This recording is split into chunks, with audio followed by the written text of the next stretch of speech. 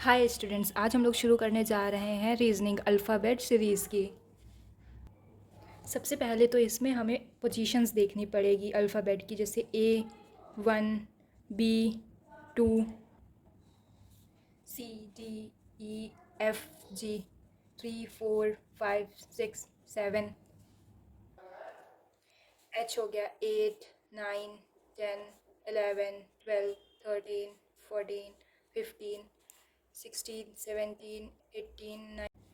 ये जो हमारी पोजीशंस हैं ये लेफ़्ट से राइट है। इसी तरीके से हम लोगों को राइट से लेफ़्ट भी याद करनी पड़ेगी, जैसे Z1, Y2, X3, W4। इसी तरीके से हम लोग अपोजिट जाएंगे।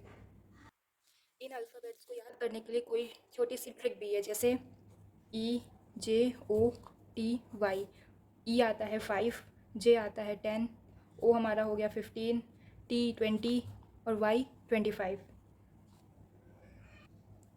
दूसरा हो गया M, ऐसे M लिखेंगे। M मतलब ये उल्टा 3 देख सकते हैं आप, तो हम लोग इसको 3 लिखेंगे, आगे 1 लगा देंगे। इसी प्रकार से M का अपोजिट जैसे W हो गया, यहाँ पे 3 लिखेंगे, W इसके आगे 2 लगा देंगे, तो ये 23 हो गया है। यानी M 13 नंबर पे आता है, W 23 नंबर पे आता है। G को हम लोग ऐसे याद कर सकते हैं, ये 7 बन गया, तो G हमारा 7 नंबर पे आता है। H को हम लोग ऐसे 8 बना सकते हैं, तो H हो गया 8 नंबर पे। I ऐसे बन।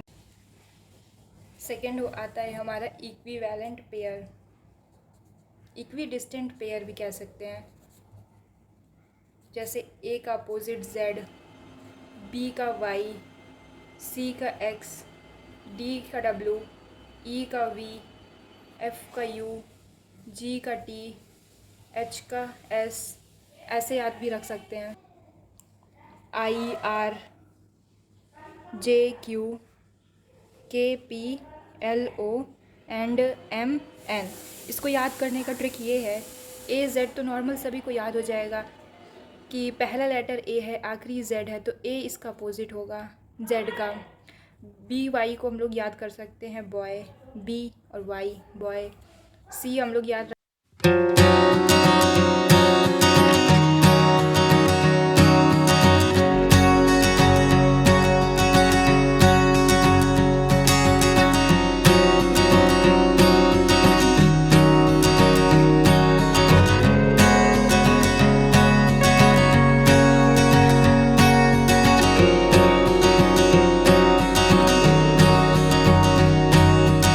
IR यानी इंडियन रेलवे। JQ मतलब जैक और क्वीन। KP हम लोग कपिल शर्मा शो आता है उससे याद कर सकते हैं, K और P। LO again love, LO। M और N मतलब मैन से याद रख सकते हैं। ये हो गया इसकी शॉर्ट ट्रिक्स।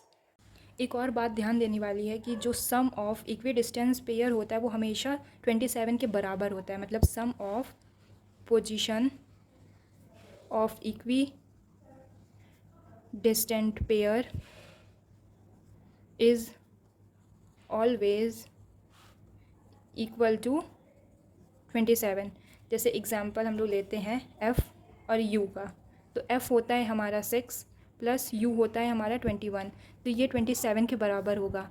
दूसरा एग्जांपल लेते हैं जैसे G और T। G होता है हमारा 7, T होता है 20, तो ये 27 के बराबर होगा।